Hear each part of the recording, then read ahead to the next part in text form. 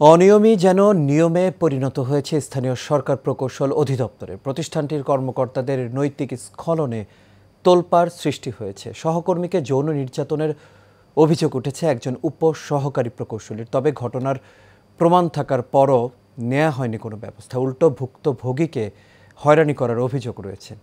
স্থানীয় সরকার প্রকৌশল অধিদপ্তরের দুর্নীতি অনিয়ম নিয়ে সাইফুল ইসলাম নয়নের ধারাবাহিক রিপোর্টের প্রথম পর্ব আছে।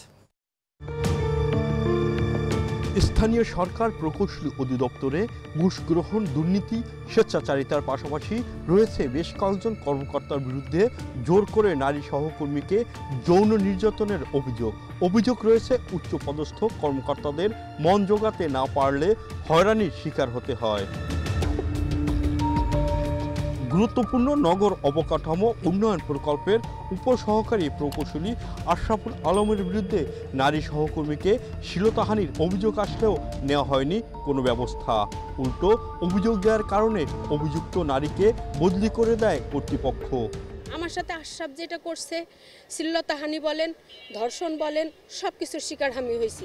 এলজিইডির মেকানিক শাখার সহকারী প্রকৌশলী মোহাম্মদ হাসানুজ্জামানের বিরুদ্ধেও নারী সহকর্মীর সাথে অনৈতিক সম্পর্ক করার অভিযোগ রয়েছে। নারী সহকর্মীর টাকা হাতিয়ে নেয়ার অভিযোগও রয়েছে তার বিরুদ্ধে।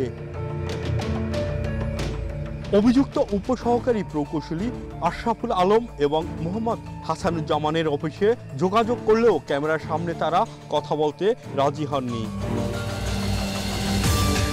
সাইফুল ইসলাম নয়ন, এশিয়ান টেলিভিশন, ঢাকা।